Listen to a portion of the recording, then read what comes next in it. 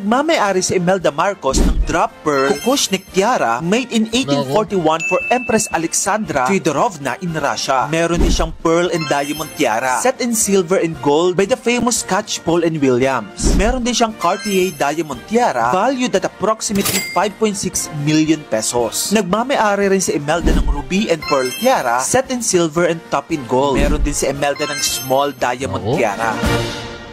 Saan nila kinuha lahat ng mga pinambili nila yan, no? Mga kurako talaga yan eh. Guinness World of Record yan eh. Bongbong Marcos. Wala silang pakiramdam. Wala silang pakiramdam na nanakawan nila ang taong bayan, nanakawan nilang bansa nila. Basta sila mayaman, kahit na ang bansa Pilipinas ay talagang lublob at sadlak sa kahirapan. Wala silang pakialam, wala silang pakiramdam.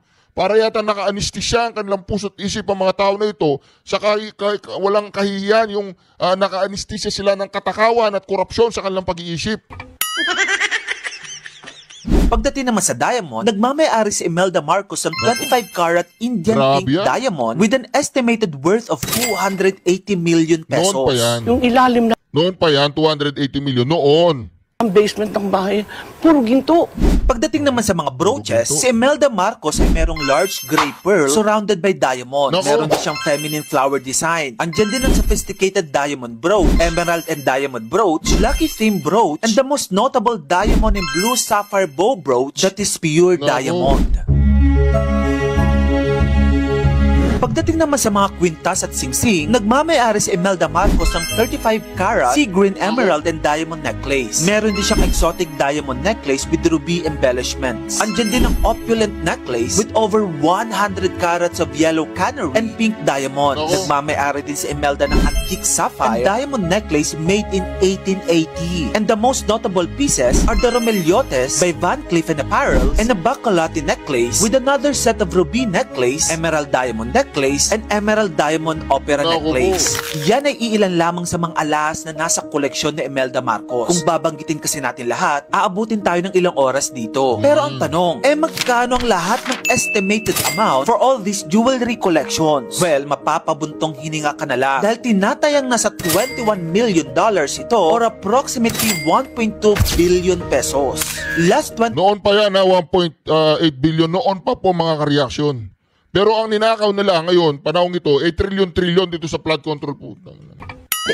The Special Anti-Graft Sandigan Court convicted Imelda Marcos to serve 6 to 11 years in prison for each of the 7 counts of violating an anti-corruption law when she illegally funneled about $200 million to Swiss foundations in the 1970s as Metropolitan Manila Governor. Talagang ninakaw po nila mga ka-reaction, dinala nila dyan sa Swiss. Kaya nga ito convicted si Imelda Marcos hindi lang pinakulong ni Pangulong Duterte dahil matanda na, hindi na pinakulong. Walang hiya kaya talaga kayo. Una, pinalibing ang tatay ninyo sa libingan ng mga bayani. Hindi pinakulong ang nanay ninyo na guilty sa plunder. Bago tayo mag-umpisa, baka pwede nyong i-like ang video na to. Malaking bagay ang like sa aming mga content creators. Maraming salamat po.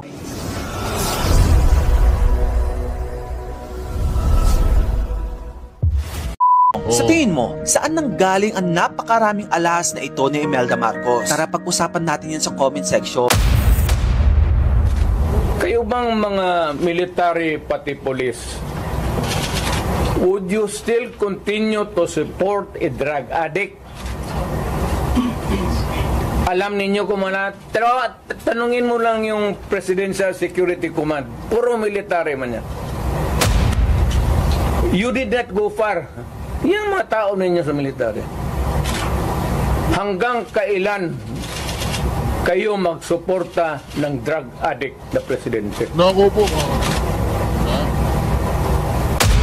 Wala ho tayong pakialam sa batas na yan. Sometimes you have to bend the law to be able to please the people. Mas mataas po ang taong bayan sa batas. Am I right, Secretary Remulla? Yes, sir. Yes, sir. Mr. Chairman. Thank you, Mr. Chair. Magtanako, mga Marcos! Walang hiyayan! Tarantado ka, Marcos! Okay na, Marcos! Naku, mga ka-reaction na sinasabi natin. Si Boying Remulla, mga ka-reaction, patungkol po dun sa salin ni VP Sara Duterte, ay para yatang umaayaw itong si Bongbong Marcos. Para yatang umaayaw po itong si Bersamin. Pero bago yan, Reaction TVPS nagbabalik. Reaction. Napakaganda po ng mga pag-uusapan natin ngayong mga kareaksyon, ha. Kasi kasasabi ko lang mga kareaksyon. Akala ko ba open ang salin ni na Bersamin? Para yatang ayaw po ata ni Bersamin na buksan ang salin ng lahat. Para yatang magbabanggaan si Bersamin tsaka itong si Remula. Pero bago yan mga kareaksyon, bago po natin pasukin ng patungkol dyan sa salin, mga kareaksyon, pwede mo bang balikan muna natin yung pagtakas kung magkano at kung bilyon-bilyon day umano ang itinakas ng mga alahas ni Imelda Marcos, pero nasabat po ito mga kareaksyon. Ito, balikan po natin mga kareaksyon, ha. Pag-usapan natin mga kareaksyon yung salin. Umuo si BP Sara para yatang ayaw po ni Bongbong Marcos kasi pumapalag po itong si Bersamin. Sasabihin po niya mga kadahilanan, ha, para yatang magbabangga si Bersamin tsaka itong si Remula. Paulit-ulit na lang ako. Ito mga kareaksyon. On that fateful day in 1986, tumakas ang mga Marcos papuntang Hawaii. Dito nadiskubre ang infamous collection ng mga sapatos ni Imelda Marcos. Ngunit alam mo ba na ang presyo ng kanyang mga sapatos ay wala pa sa kalingkingan sa presyo ng nadiskubreng koleksyon ng kanyang mga alahas? Yan. Kayong mga dilawang pinklawang umaalingasaw, ayaw ninyong matanggal si Bongbong Marcos, kahit alam ninyong mga magnanakaw yan, okay lang sa inyo na pinamumunuan kayo ng isang bangag, magnanakaw at mambubudol, basta't wag lang iupo itong si Sara Duterte. Lalong-lalo na po yung Trillanes na yan.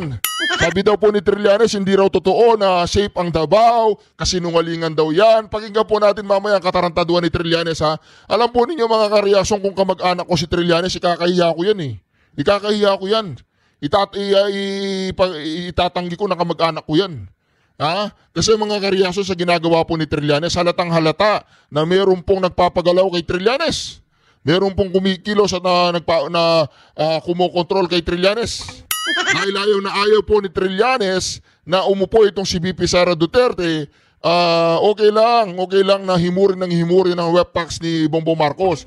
Pero akala po ni Bongbong Marcos meron siyang kakampi. Wala. Ayan si De Lima, nagrereklamo bakit ipinawalang sala si Juan Ponce Enrile.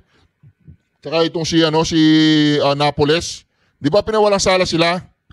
Di ba? At saka itong si Villanueva. Si Villanueva naman talagang idinawit. Pero dito mga kareaksyon, ituloy natin ito, ha. Paano nakabili ng bilyong-bilyong halahas itong sina Romualdez Imelda at si Marcos Dictador Senior? Mga kareaksyon ito, ha. Ito. Panoorin po natin, ha. Panoorin natin mga kareaksyon para tuloy-tuloy na tayo.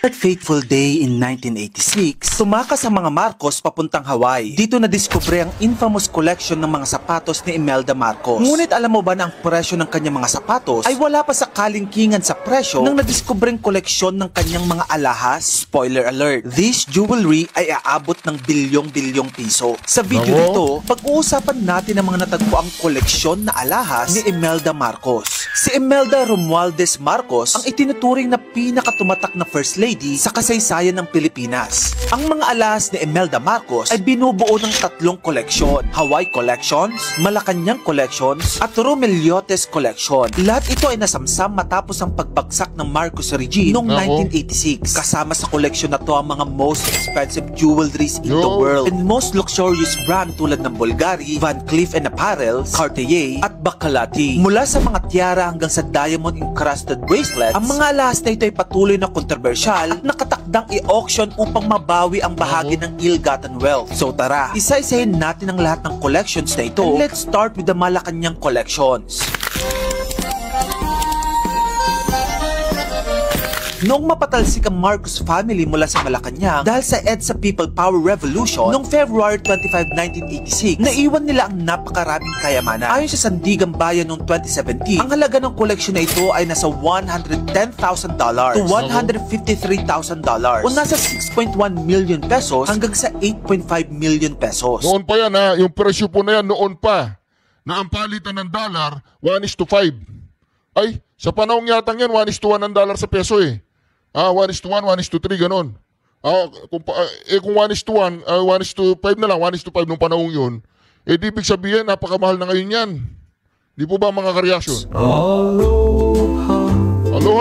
Hawaii! Ito naman ang mga alas na binitbit ng Marcos family nang tumakas sila papuntang Hawaii noong February 26, 1986. Kinumpiska ito ng US Customs sa Hickam Air Force Base at inisyal na na-appraise sa halagang $5 million to $10 million or 278 million pesos hanggang 556 million pesos. Ito namang Romeliotes Collection ay pinaka-konte pero pinakamahalaga. Meron itong 60 pieces na alahas. Hinarang ito sa Manila International Airport noong March 1, 1986 nang tangkain ng Greek national na si Demetrio Romeliotes na ipuslit palabas ito ng Pilipinas upang dalhin ito sa mga Marcos. Pero ano nga ba ang laman ng tatlong koleksyon na ito? Tara, alamin natin. Pagdating sa tiara, nagmamay-ari si Imelda Marcos ng drop pearl Kukushnik tiara made in 1841 for Empress Alexandra Feodorovna in Russia. Meron din siyang pearl and diamond tiara set in silver and gold by the famous Catchpole and Williams. Meron din siyang Cartier diamond tiara valued at approximately 5.6 million pesos. Nagmamay-ari rin si Imelda ng ruby and pearl tiara set in silver and top in gold. Meron din si Imelda ng small diamond tiara. Saan nila kinuha lahat ng mga pinambili nila yan, oh? Mga kurako talaga yan, eh. Guinness World of Record yan, eh. Bongbong Marcos. Wala silang pakiramdam. Wala silang pakiramdam na nanakawan nila ang taong bayan, nanakawan nila ang bansa nila, basta sila mayaman. Kahit na ang bansa Pilipinas ay talagang lublob at sadlak sa kahirapan. Wala silang pakialam, wala silang pakiramdam. Para yata naka-anesthesia ang kanilang puso't isip ang mga tao na ito sa walang kahihiyan yung naka-anesthesia sila ng katakawan at korupsyon sa kanilang pag-iisip. Pagdating naman sa diamond, nagmamay-ari si Imelda Marcos ng 25-carat Indian pink diamond with an estimated worth of 280 million pesos. Noon pa yan. Yung ilalim na Noon pa yan, 280 million. Noon. ang basement ng bahay, puro ginto. Pagdating naman sa mga brooches, si Imelda Marcos ay merong large gray pearl surrounded by diamond. Meron din siyang feminine flower design. Andyan din ang sophisticated diamond brooch, emerald and diamond brooch, lucky theme brooch, and the most notable diamond and blue sapphire bow brooch that is pure diamond. Pagdating naman sa mga kwintas at singsing, nagmamay-ari si Imelda Marcos ng 35-carat sea green emerald and diamond necklace. Meron din siyang exotic diamond necklace with ruby embellishments. Andyan din ang opulent necklace with over 100 carats of yellow canary and pink diamond. Nagmamay-ari din si Imelda ng antique sapphire and diamond necklace made in 1880. And the most notable pieces are the Romeliotes by Van Cleef & Apparel and a Bacolati necklace with another set of ruby necklace, emerald diamond necklace, and emerald diamond opera necklace. Yan ay iilan lamang sa mga alahas na nasa koleksyon ni Imelda Marcos. Kung babanggitin kasi natin lahat, aabutin tayo ng ilang oras dito. Pero ang tanong, magkano ang lahat ng estimated amount for all these jewelry collections? Well, mapapabuntong hininga ka na lang dahil tinatayang nasa $21 million ito or approximately 1.2 billion pesos. Noon pa yan, 1.8 billion. Noon pa po mga ka-reaction. Pero ang ninakaw nila ngayon, panahong ito, 8 trillion dito sa flood control po. 18, the Special Anti-Graft Sandigan Court convicted Imelda Marcos to serve 6 to 11 years in prison for each of the 7 counts of violating an anti-corruption law when she illegally funneled about $200 million to Swiss foundations in the 1970s as Metropolitan Manila Governor. Talagang ninakaw po nila mga ka-reaction, dinala nila dyan sa Swiss. Kaya nga ito convicted si Imelda Marcos hindi lang pinakulong ni Pangulong Duterte dahil matanda na, hindi na pinakulong. Walang hiya kaya talaga kayo. Una, pinalibingan tatay ninyo sa libingan ng mga bayani.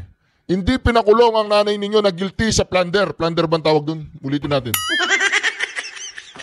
Alahas na nasa koleksyon ni Imelda Marcos. Kung babanggitin kasi natin lahat, aabutin tayo ng ilang oras dito. Pero ang tanong, magkano ang lahat ng estimated amount for all these jewelry collections? Well, mapapabuntong hininga ka na lang dahil tinatayang nasa $21 million ito or approximately 1.2 billion pesos. Last 2018, the Special Anti-Graft Sandigan Court convicted Imelda Marcos to serve 6 to 11 years in prison for each of the 7 counts of violating an anti-corruption law when she... So, 6, ilang taon bali yun? Ilang taon yun? million ito or approximately 1.2 billion pesos. Last 2018, the Special Anti-Graft Sandigan Court convicted Imelda Marcos to serve 6 to 11 years in prison for each of the 7 counts of violating an anti-corruption. So 11 years in prison sa 7 counts. So 11 years times 7, 77 years dapat makukulong itong matandang to. Kaya lang mga kareaksyon, hindi po siya pinakulong ng Pangulong Duterte dahil siya nga matanda na tsaka pagrespeto sa isang magnanakaw. Anong ginawa nila sa Pangulong Duterte? Pinadala sa dahig. At ngayon talagang idinidiin si BP Sara ang mga walang hiya. Talagang nuknukan sila ng kawalang yahan. Nuknukan sila ng kaanimalan. Law when she illegally funneled about $200 million to Swiss foundations in the 1970s. 1970 pa po yan, $200 million. $200 million 1970. Ang palitan ng dollar noon, 5 pesos. Magkano na po ngayon yan mga kareaksyon yung inflationary? 6% per year na lang.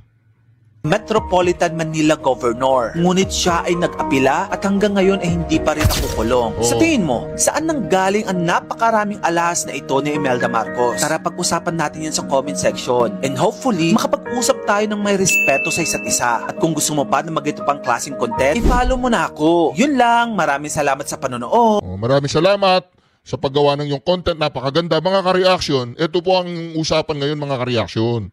Ito po ang usapan. Kailan makukulong si Imelda pag nasa ataul na? Itong mga walang hiyang mga Marcoses na to, lalong-lalo nito yung Bongbong Marcos na to, walang utang na loob.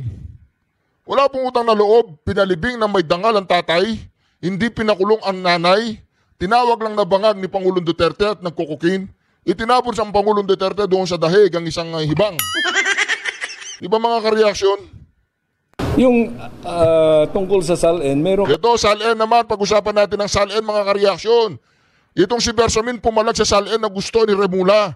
Mamalaki po ang problema ngayon. Matagal-tagal ko na rin hindi nakikita itong si Bersamin, Nung nabanggit ang pangalan niya doon sa mahigit 2 bilyong pisong insertion. Bakit 2 bilyon lang ba o 3 bilyon? Hindi ko alam, basta bilyon-bilyong insertion na di umano ay sa Executive Department, Executive Secretary Office.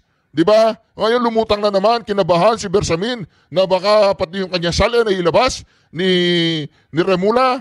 Di ba mga kareaksyon? Ito, pakinggan po natin mga kareaksyon ha. Ito mga to, ako ang tingin ko kay Remula kung sino ang nakupo, yun ang sinasamba niya .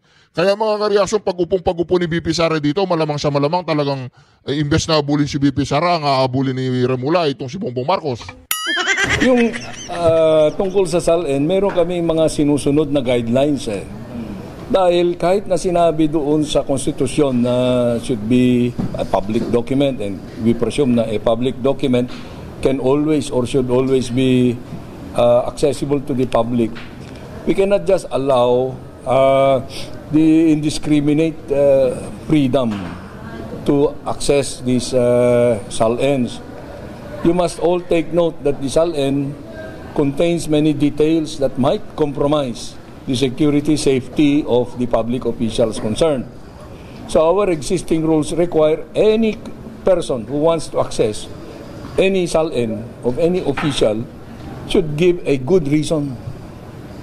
And then when I was in the Supreme Court, we observed that very carefully because there were so many requests that we felt that there should be some stricture imposed on the release of the SALNs of the justices and other members of the judiciary. Kasi delikado rin ang buhay ng mga yan . Kung malaman mo kung saan ilan ang anak ko, ilan ang anak, ilan ang bahay niya, bang address, madali mong puntahan, madali mong which we did not like to happen. Now, that is probably going to be the same rule that we will adopt dito sa mga cabinet secretaries. You do not ever forget that cabinet secretaries are the alter egos of the president. They are entitled to a level of security Naku mga kareaksyon, natatakot po itong si Bersamin. Naipikita po ni Remula yung kanya salin. Pakinggan po natin, tapos pakinggan po natin si Remula, yung gusto ni Remula mamaya ha. Kasi para yata nagkakaroon na po ng rigudon ha, dito sa administrasyon. Gusto po ni Remula ipakita yung salin, gusto po ni Bersamin hindi pakita dahil may sinusunod daw silang rules mga kareaksyon. Parang iba na po yung nararamdaman ko ngayon. May tinatago ba? Bersamin, may tinatago? May tinatagong bilyon-bilyon? Tanong lang, Bersamin. And privacy. Wala namang problema kung legitimate yung rason, and we are satisfied that it is for a legitimate reason that the SALN is required to be accessed. Bibigay namin yan with certain reductions. No? That's normally what is done. And we of course ask the declarant to confer with the declarant. So, ganun lang ang policy. Wala kaming denial of access, but we must control the access. Ibig sabihin, sir, by request sa cabinet members? No, there should always be a request. Hindi pwedeng magsumulat ka na, ibigay na kaagad na. There are requirements that are to be stated there, the details. Purpose. The purpose must be legitimate kasi we do not like the SALN to be a weapon because that will deter service in the public sector. Nako! Paano yan, Remula? Ayaw ni Bersamin na ilabas ang SALN basta-basta. Nagbabanggaan po ngayon si Remula at saka itong si Bersamin. Isa pong dating Chief Justice na itinalaga ng Pangulong Duterte na ngayon kasama si Bersamin sa grupo ni Bangag. Ako, halimbawa, nakapag-retire na ako. Tapos merong gustong bumati ko sa akin. Huwag kang mag-retire. Hanggang sa libingan, dyan ka lang. Huwag kang magre-retire. Tuloy ang nakawan. Tuloy ang trabaho sa gobyerno. Sorry. Nadulas lang ang dila ko. Tuloy ang nakawan. Tuloy ang serbesyo mo sa taong bayan tsaka sa mga kagrupo mo dyan. Mga sindikato ba kayo? Tanong lang. Gamitin nila yung ano ko. The wrong impression is brought against me. How can I defend? Wala ako. Hindi ko naman kayo kaibigan lahat eh. So for the benefit of the public lang, what counts as a legitimate request? Halimbawa, there is a pending case, no? I-request ng ombudsman or whoever is handling that case. And we consider the request as legitimate, if it is legitimate at all, na it will be used only for that purpose. Kasi karamihan na nagtatanong, yung mga outlets, media outlets, we do not know why they would require. Kung just for the heck of getting a copy or access to the SALN of a person that they are researching on, you can do it through other means. Huwag nyo nang gamitin yung SALN na paraan na makapasok kayo sa mga detalye sa buhay ng ang objective kasi ng SALN sa konstitusyon sa ating mga batas is to have a means of control over the lifestyle of the public servant. Nako po. Walang SALN na nire-require sa private sector eh. So we have to protect also these applicants for public office or those, because we cannot get the quality people without a level of confidentiality extended to their personal details. Sir, sorry lang. Lasa lang on this. Bakit nagsusuri ka? Para lang to, sorry to push to the point. Kung kunyari, member of the media, na meron kang ginagawang storya na gusto po naming malaman kung connected to isang public official, kaya magre-request kami ng SALN dahil doon nakadetalye yung mga pag-aari niya. Pwede ba yun, sir?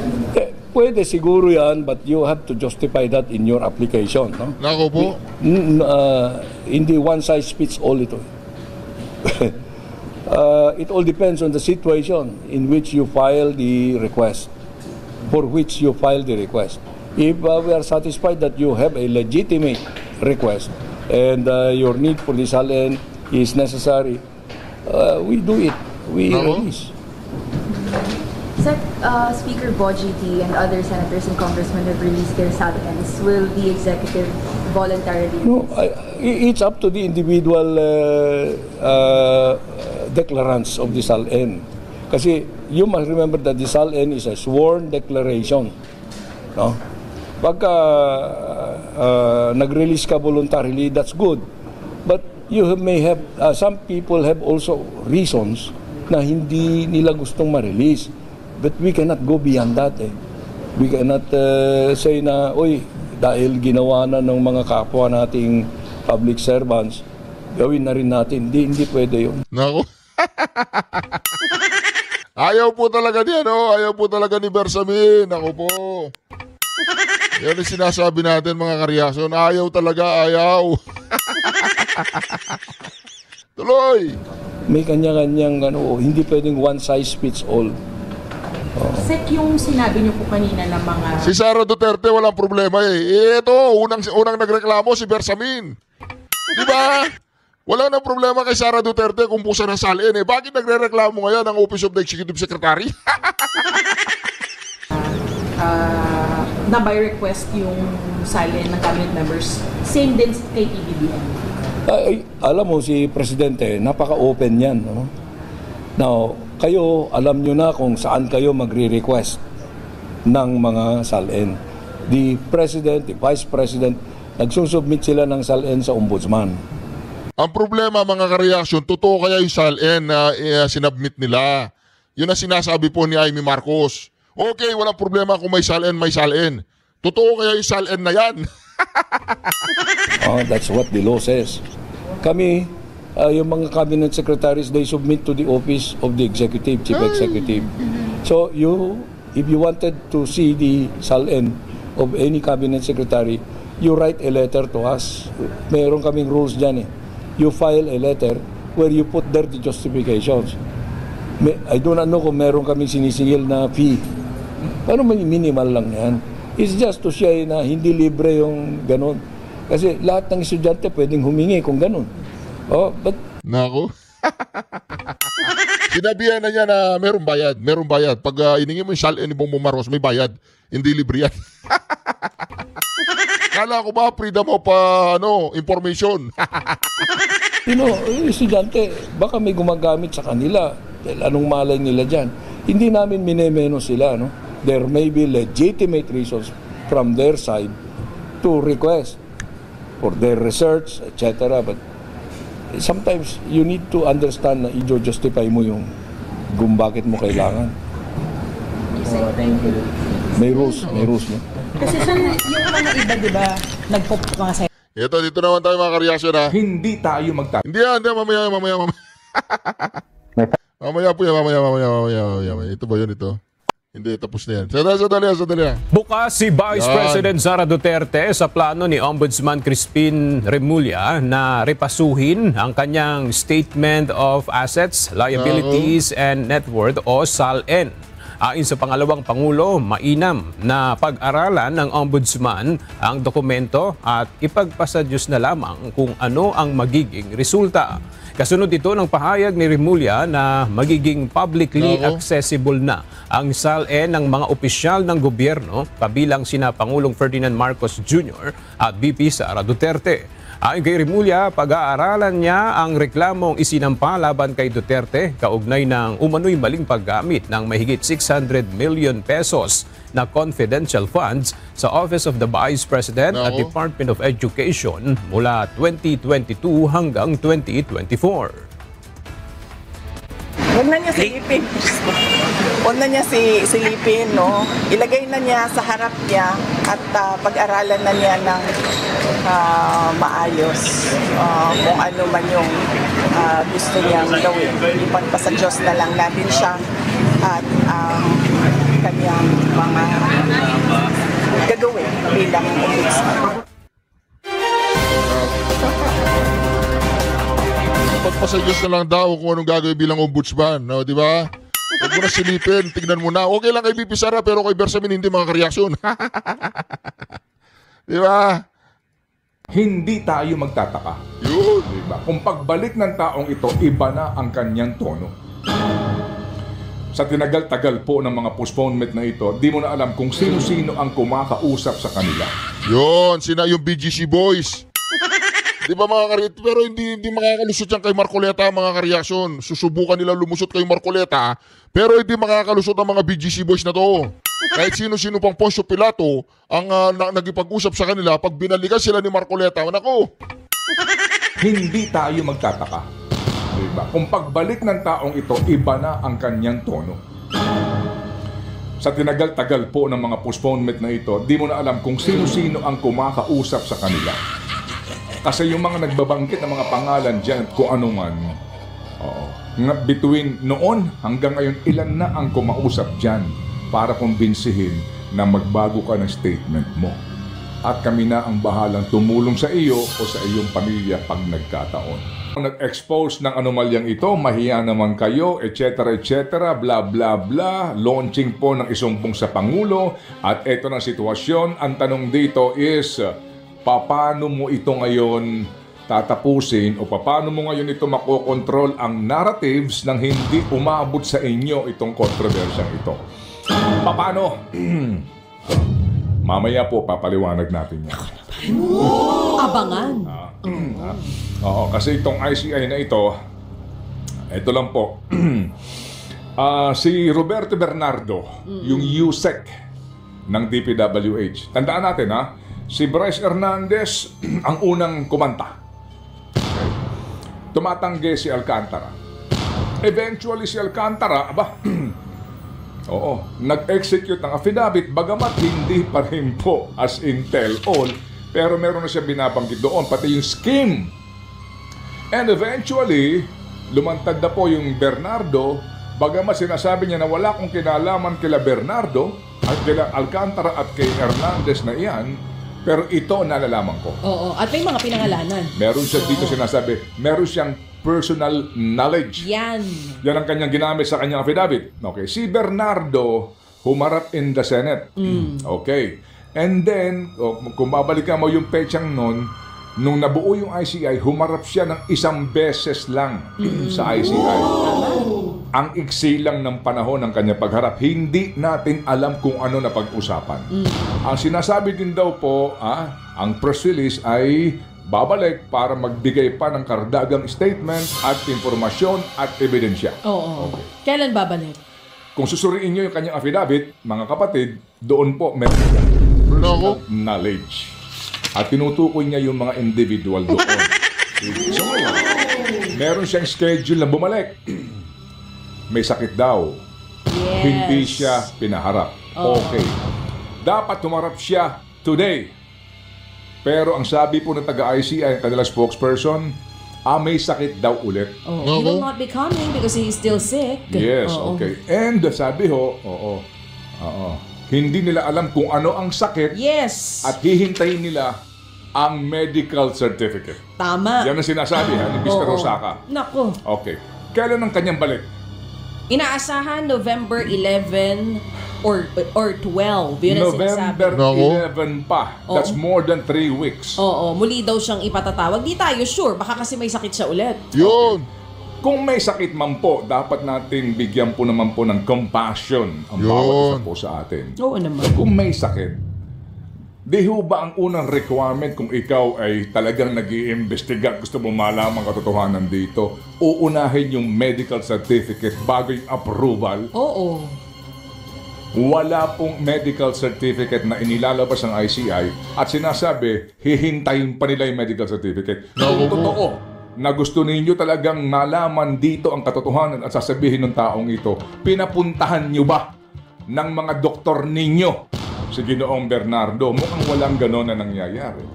So, between nung unang pagharap sa Senado, pagharap niya sa ICI, at yung mga postponement na ito, hindi ako magtataka kung pagbalik ni Bernardo, iba na ang kwento. Dito tayo sa totoo. Magbabago ang kwento? Ay, hindi ako magtataka, ako. May mga posibleng hindi na madamay sa kwento. At baka may mga bagong pangalan sa kwento. Opo. Pero ako ay nagtataka kung paano to inalaw ng ICI. Ito, mas mahigpit pa sa mga eskwelahan. Sa school nga, hindi ka excuse pag wala kang medical certificate. Excuse letter. Diba? Diba, ang problema mga ka-reaksyon, ang problema, talagang nililigtas po nila yung ICI na yan. Nililigtas yung dalawang magpinsan. Yung mastermind sa katarantaduan, si Tambaluslos, tsaka si Bangag. Yung excuse letter, pag sinabi mong may sakit, kailangan med-cert. Diyan sa inyo, okay lang kahit walang med-cert? So, kumbaga din po, kasi kung haharap itong si Bernardo at meron siyang mga sasabihin na karagdagang informasyon, and eventually kung masa sa publiko ang kanyang affidavit, muling pag-uusapan ng bayan ito at muli pong iinit ang issue na gusto nilang kontrolin. So feeling mo baka Na gusto nilang kontrolin yung narratives dito na humupa ng humupa, hayaan natin yung system, yung proseso. Okay, huwag kayong mag-alala kasi umaandar ang sistema. And eventually po, ang importante, hindi na ito maulit. mga ilang no show up kaya bago siya lumabas ulit? Kasi pangatlong beses na to. So bakit ganito ang kaisipan? By the way, hindi ko kaisipan yun, ha? Kaisipan yun ni Erwin Ocana. Oo nga, na-i-text Ba't din sa ganito iyo. ang kaisipan? Kasi nga, bulag tayo sa ICI. Bulag tayo, hindi natin alam eh. Hindi ba? Kaya ang dami pong mga, kumbaga, there's a vacuum. Kung sa vacuum na yun, pumapasok na ang kung anong kaisipan. Hindi po ba? Kasi nga, hindi sila transparent. Okay? Kaya po, ganitong kaisipan. Kaya, ang sabi natin, okay boy, tama nga. Hindi tayo magtataka. Diba? Kung pagbalik ng taong ito, iba na ang kanyang tono. Sa tinagal-tagal po ng mga postponement na ito, di mo na alam kung sino-sino ang kumakausap sa kanila. Kasi yung mga nagbabangkit ng mga pangalan dyan, kung ano man, between noon hanggang ngayon, ilan na ang kumausap dyan para kumbinsin na magbago ka ng statement mo. At kami na ang bahalang tumulong sa iyo o sa iyong pamilya pag nagkataon. Yan po mga kaibigan. Ang tawag ba dyan part of the system? Think about it. Dami mo agad na-i-share na information about Bernardo. Okay, sige. So mga kapatid, sandali po lamang. Meron po lamang tayong katanungan dito. Kapatid, ikaw ba'y office worker? Ikaw ba'y teacher? Stay-at-home parent? Parang si Boyet lang. Stay-at-home cook daw siya. Family breadwinner? Senior citizen? Basta nga po't ordinaryong Pilipinong nagpapagal umiiral ngayon, hindi na po natin mababago yan. Yan ang sistema eh. Yan po ang ating patakaran. Yan po ang ating umiiral na batas. Okay? Pwede ka siguro magbago ng mga taong nangangasiwa sa pagpapatupad ng sistemang ito. Pero ngayon, may magagawa ba tayo sa mga nakalukod dyan? Bagamat ito nga po, at bago na itong ating ombudsman, at tayo po naman tumatangkilik sa kanyang araw-araw po halos na pagpapaliwanag sa media at pagpapaliwanag din po ng prosesong dadaanan nito. So we have to give him the benefit of the doubt and the chance to prove ano po itong kanyang mga sinasabi. Nagagawa sila ng kaparaanan para mas bumilis po ito at maging solid ang mga kasong isasampa eventually sa Sandigan Bayan. Okay, ngayon mga kapatid, kahapon napakinggan ko yung press con ni Ombudsman Remulla. Nabanggit niya yung parking issue. Narinig mo? Meron siyang sinasabing parking. Dahil sa mga parking na yan, nagkaroon na po ng eventual dismissal ng mga kaso dahil sa inordinate delay. Ang katwiran ng mga nasasakdal, hindi nyo pinagkaloob sa amin yung due process as required by law na speedy trial sa mga nasasakdal. Pero sabi niya, ang nangyayari dyan, sila mismo ang nagpapatagal sa kaso. Okay.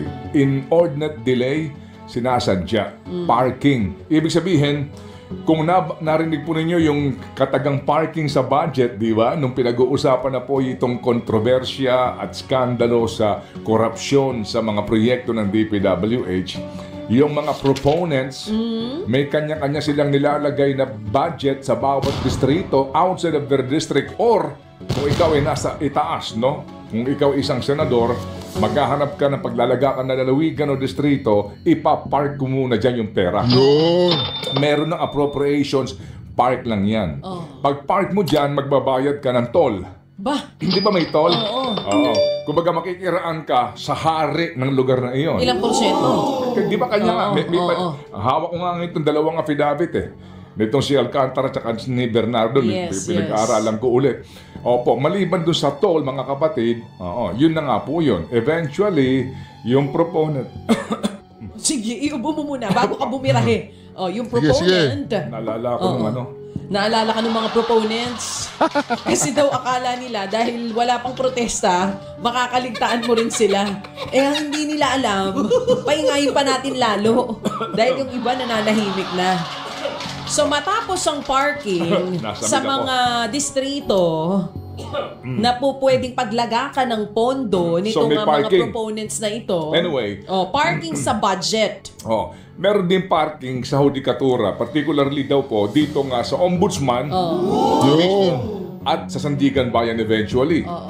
Ombudsman, pag naghain ng reklamo, dadaan sa counting proseso, patutulugin yung kaso. And then eventually, pupunta po ng hukuman para sabihin na yung ombudsman, tinulugan yung kaso namin. Para pwede na nila magamit yung inordinate delay. Or doon din po naman, mga kapatid, sa Sandigan Bayan. Ito hong nandidiyan, pag pinag-aralan nyo yung mga decision nila, mas marami po silang inakwit. Kaysa kinonvict. Kaysa na-convict. Yung na-convict, ito yung mga ang ninanakaw, sinasabing maliliit na halaga lang. Mga 80,000, ganyan. Anyway, so pagdating sa Sandigan Bayan, ganun din po nangyayari. Hindi na po inaasikaso, tinutulugan na hanggat sa lumamig yung issue, magkalimutan, at pagkatapos po niyan, meron na desisyon pabor sa akusado. Kasi nga ang bayan, nakakalimutan na po yung balita at issue. Yun po ang sinasabi. Sinasadya mismo yung delay. Ang ginamit nga na salita kahapon ni Ombudsman Remulla, sobrang nakakabahala ito. Sabi din niya, daming kapabayaan. Dapat may paraan para matukoy kung sino ang may pananagutan. Sa parking. Hindi lang sa parking, maging dun sa nangyaring inordinate delay. At sinasabi kasi niya na umabot na daw po sa 600 billion pesos ang nalugi po sa gobyerno dahil sa mga kasong na-dismiss sa korte. Nawindang yung mga press na nandoon sa kanyang press conference kahapon. Ang tanong nga nila, MB po ba yan? Billion? 600 billion pesos po. So, parking, delay, pagpapahupa. Kasi nga po, ito, sa oras na 6:25, Naku po, mga ka-reaction, sinasabi natin dyan Nagkukunwari lang yung mga yan, lalong-lalo na si Remula. Nagkukunwari lang yan. Yung anak mo, Remula, balik iyan mo, asikasuhin mo yung kaso. Talaga ba o totoo o hindi? Diba? My fellow citizens, Finance Secretary Ralph Recto's taxation plan is a fundamentally flawed system that will eventually destroy the economy. Firstly, the excessive burden on the middle class and lower income classes by value-added taxation prevents the majority of our population from being able to save excess funds to grow their income and elevate their financial status, and instead continues to enslave them with their regular wages. Never knowing true financial freedom, the VAT system must be decreased or abolished. Secondly, the lack of increased luxury taxes on non-essential purchases like watches, vehicles, planes, and jewelry further encourages the wealthy and corrupt to frivolously spend on superficial objects and stockpile excess unused residential property that is also not subjected to excess taxation. An increased luxury tax must be implemented. Lastly, the fact that all forms of the Philippine government's taxation is ultimately inconsequential due to the rampant corruption in our country has only increased under President Marcos, where citizens can expect their taxes to go to the pockets of corrupt politicians rather than projects in important sectors like health, education, and agriculture. Our taxes are being stolen, and we cannot expect justice under the Marcos administration. Ama naming Diyos na makapangyarihan sa lahat, salamat po sa iyong pagmamahal na hindi nagmamaliw. Sa gitna ng kaguluhan sa aming bansa, turuan niyo po kaming magtiwala sa iyong hustisya at hindi sa hustisya ng tao. Linisin niyo po ang aming mga puso at ituro niyo po ang tamang daan ng katotohanan at pag-ibig. Tulungan niyo po kaming maging ilaw sa gitna ng dilim at ipakita sa mundo na may pag-asa pa sa pangalan ng aming Panginoon Hesus. Salamat po sa pag-ibig po ninyo at salamat sa pagdinig ng aming mga panalangin at iligtas niyo po kami. Sa pangalawa po niyong pagparito at patawarin po kami sa lahat ng aming mga pagkukulang at pagkakasala sapagkat ito po ang aming samot hiling sa matamis na pangalan ng aming Panginoong Hesus. Amen. Sa lumang silid, mag-isa kang tahimik. Walang kamera, palakpak ay wala na.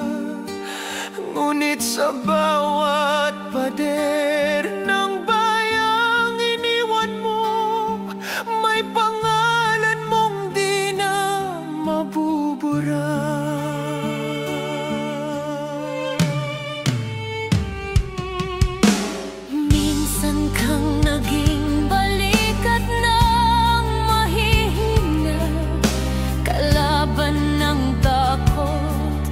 Kakampi ng masa, di mo man laging nasabi ang tama. Pinili mong ipaglaban ang madla. Hindi ka sakdal gaya naming lahat, pero tumindi ka nang walang pag-atras.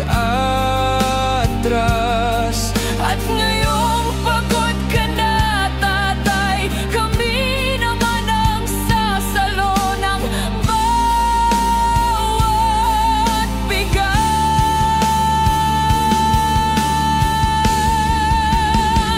Hanggang sa dulo, ikaw ay mahal.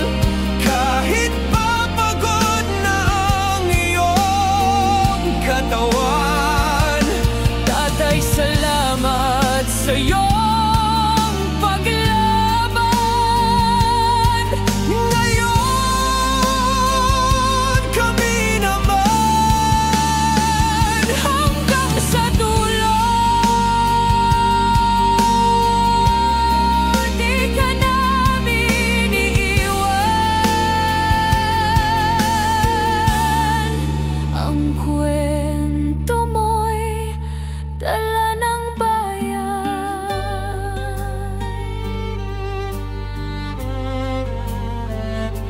Tahimik ka na sa mga batikos.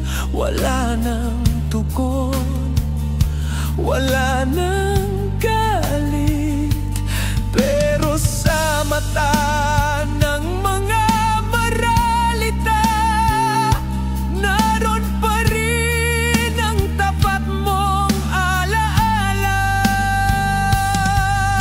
Marami mang di nakaintindi, marami pa rin ang di nakakalimot. At ngayong wala ka ng kapangyarihan, tatay, ang magtatanggol sa'yo ay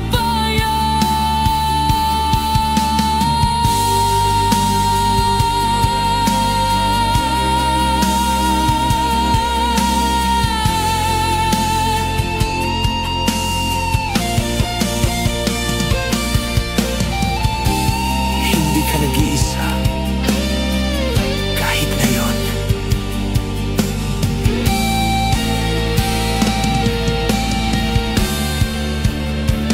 Hanggang sa dulo, tangan ka pa rin sa puso ng batang minsan mong pinakain.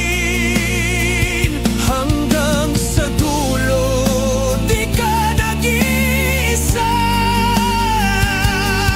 Ang dasal ng bayan ay sa'yo pa rin. Katay, kami naman ang lalaban sa ngalan mo, sa alaala mo. Hanggang sa dulo,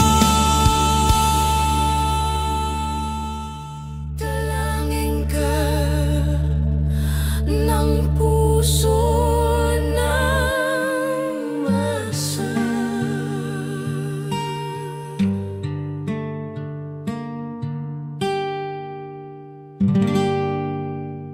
At yun na nga mga kababayan, ano na ang masasabi mo? Kung mayroon kayong hinaing at komento patungkol sa balitang ito, please comment down below. Pag-uusapan natin yan sa comment section. At kung nagustuhan nyo ang video, ay huwag kalimutang mag-like at i-share na din para mas marami pang makaalam at umabot ito sa marami sa ating mga kababayan. Maraming salamat po. Mabuti pa ang sardinas may label. Tayo, wala. Nay, ito na yung bayad ko sa isa, ano? O, kunin mo yung isa. Isa muna, iyan, no? Tapos, isa pa, di ba? 4 dapat na sardinas, eh. Yan. 3 na. Pang-4 na sardinas. Okay na.